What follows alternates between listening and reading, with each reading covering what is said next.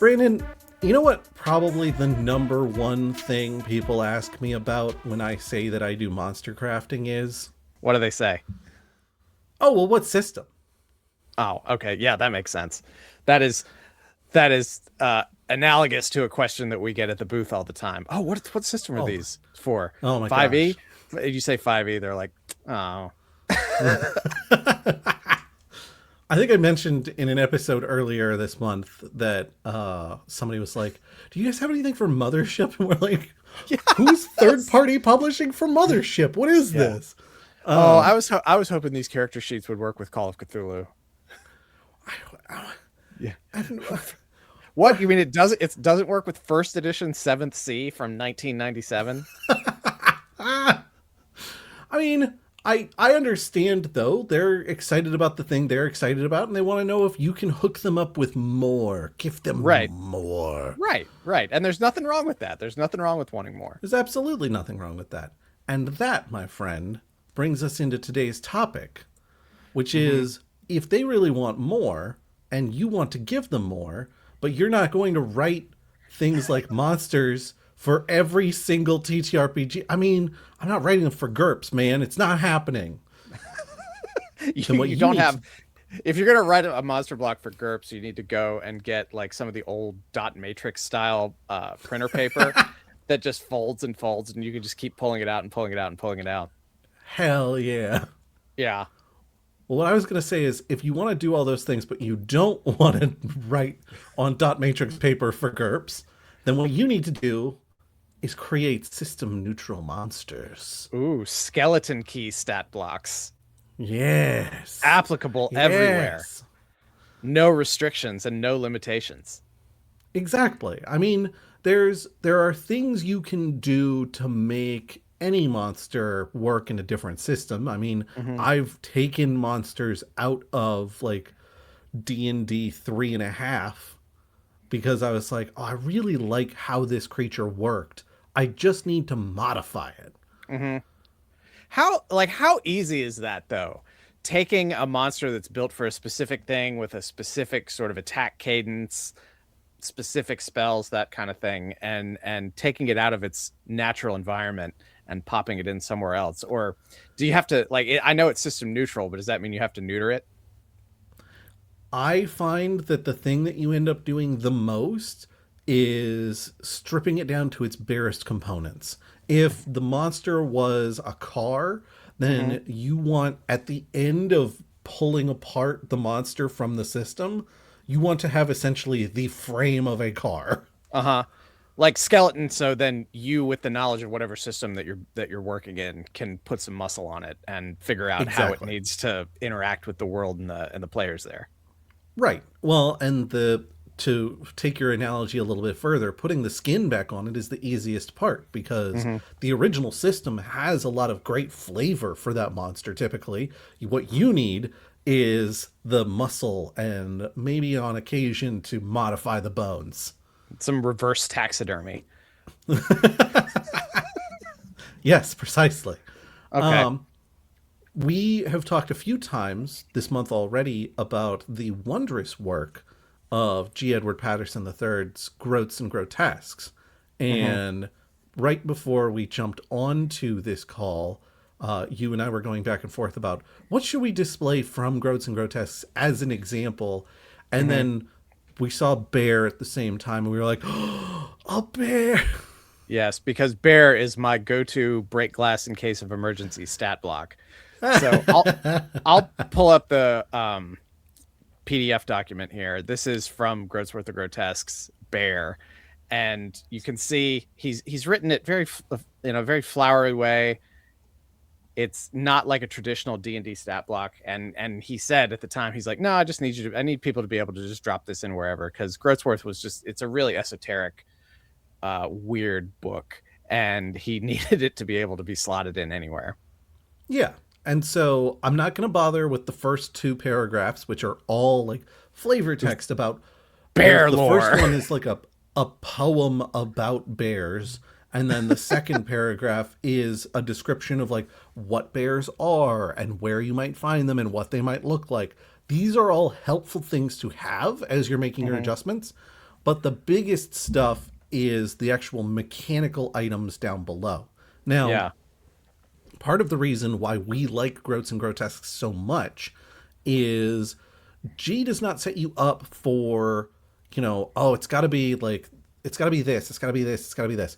G is like, here's a broad framework, and Hmm. then if you need to get more specific to make it work in your system or world or what have you, great, just add on top. Do Yeah. your little boosts as need be. I I love about this how he strips everything down to just sort of these four things: your attack, your defense, your movement, and whatever special attack you have. Attack, you can, I guess, go into detail as much as you want there. You can see in here he's talking about claw damage, bite damage, and different hit die for that.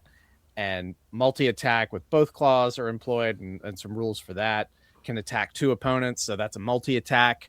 And it's all sort of encapsulated right in there, and you can slot that into whatever system that you're using. And then defense, essentially AC, he's got hit dice marked for it. And movement, I like how movement is classified rather than like the length system for D&D. It's slower than a horse. Like we know if it's a real world animal, you're probably going to have a pretty good idea how fast it moves, and then you just compare everything to that. Right. Well, and some of the blocks in here are like roughly the speed of a hedgehog, which Yeah. I think is also partially G playing into kind of the theming of Groats and Grotesques, which is Yeah. a little bit more like I don't know, like a 1800s bestiary. Well, yeah, it's written like it, and we did an episode on this some years ago and interviewed G. So go back and listen to that if you get a chance. But yeah, it's basically written like the scientific notes of Victorian explorer to a certain extent. Right. Exactly. So I'm going to go through the details fairly quick. You went through attack. For defense, we've got armor class as chain, hit dice 2 to 5, attacks to head deal double damage, or alternately, attacks against the bear are considered a critical on a 19 or 20.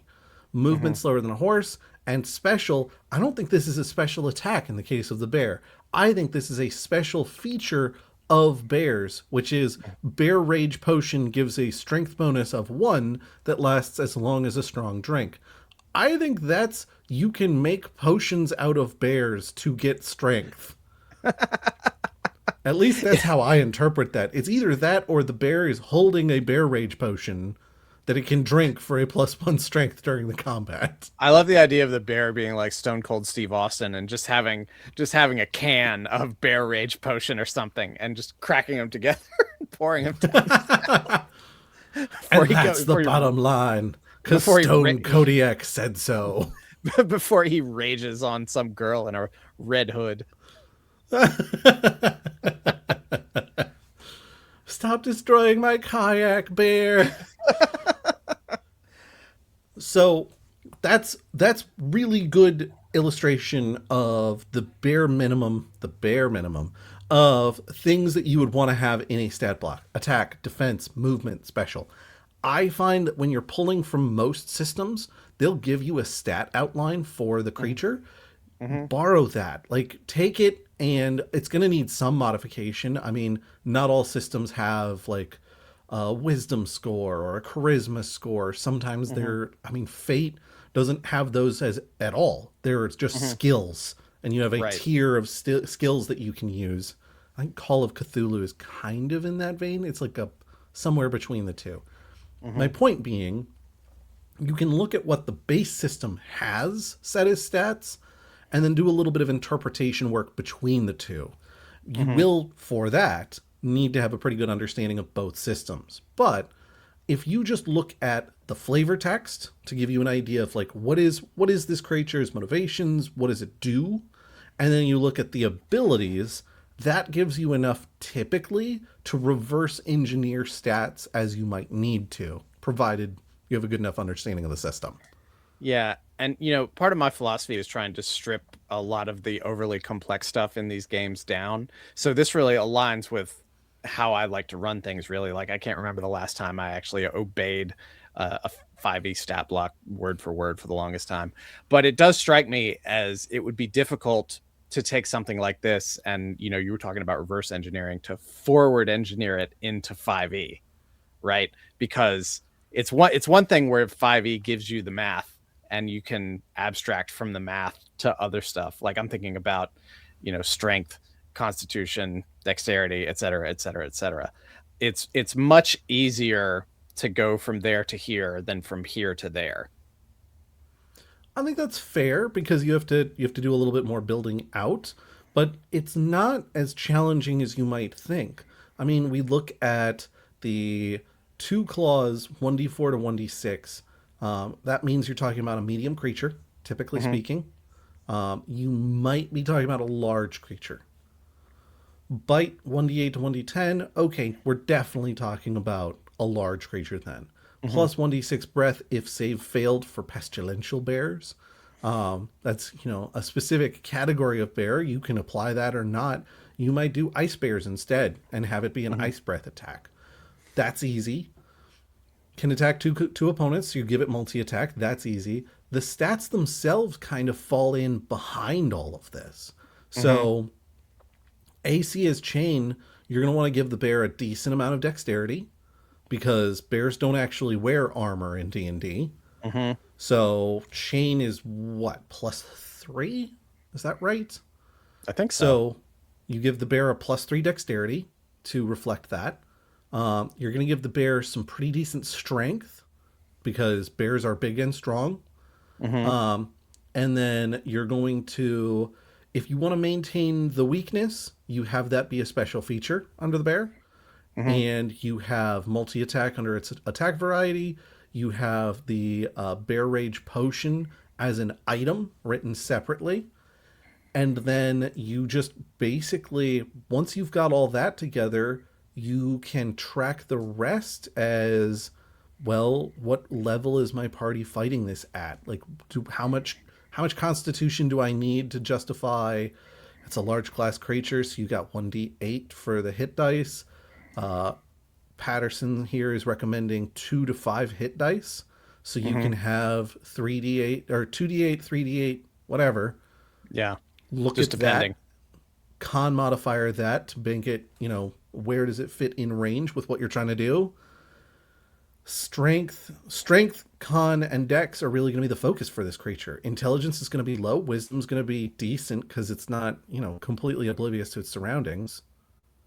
Let me And charisma let me is tell going to you be non-existent. let me tell you the analogy I've just put in my head as you've done all this and extrapolated it from that Grotsworth stat block.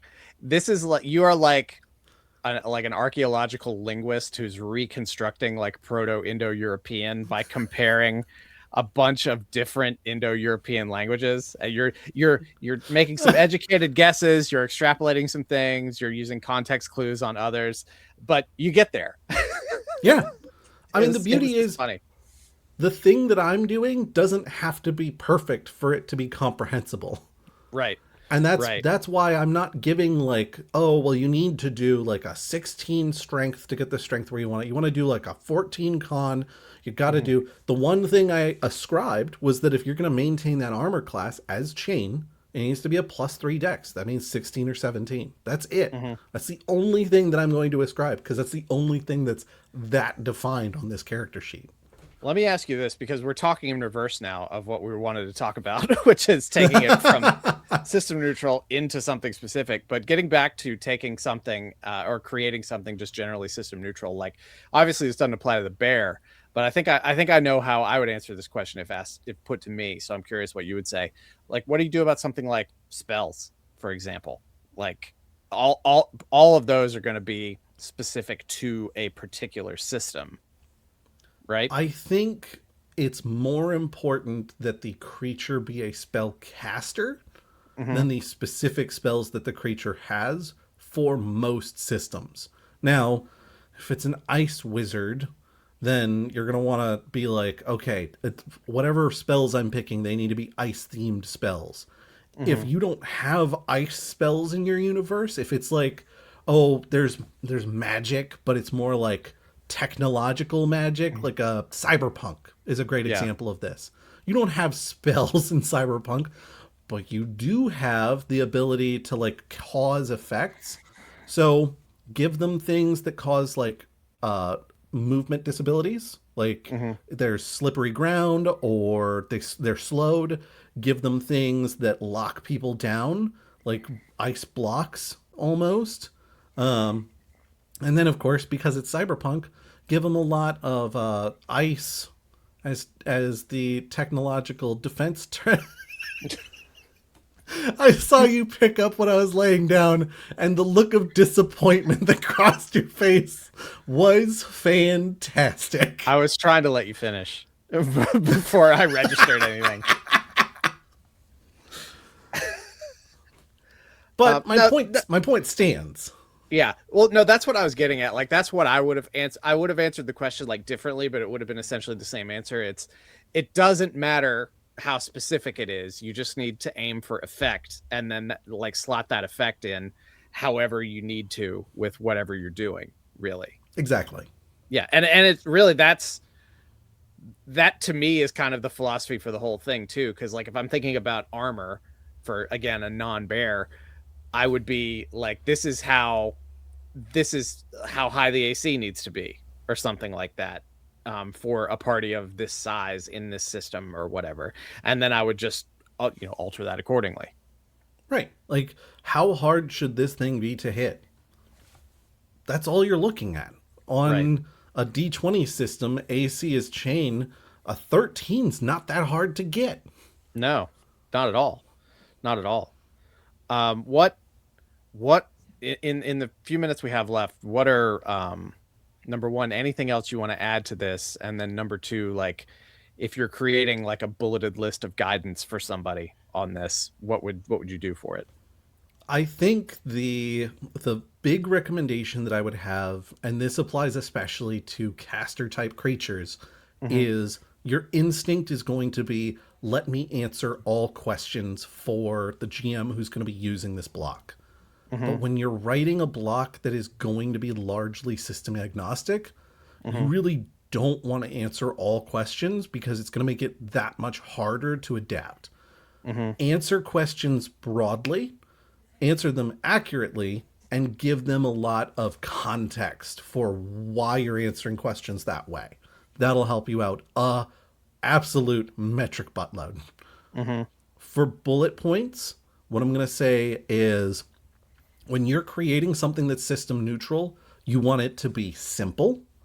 You want it to be easy to understand, but you also want it to be described well enough that it's easy for someone to pick it up and run with it. Mm-hmm. So you need to lean into a lot of the flavor text.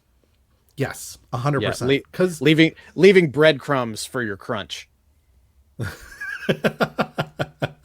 right, exactly.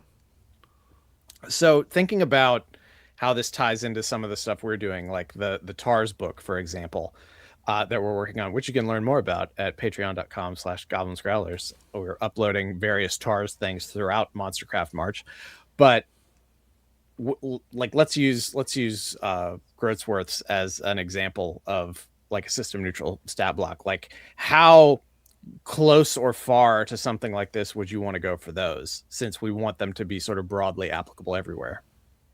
I mean, I want it to be pretty system agnostic because Mm-hmm. we're not writing a TARS book for Wizards of the Coast to use in some publication of theirs. We're Right. writing it for us and we're writing it for people at conventions. Mm-hmm. I find it a little easier to anchor in a system and then write a little bit broadly from there, but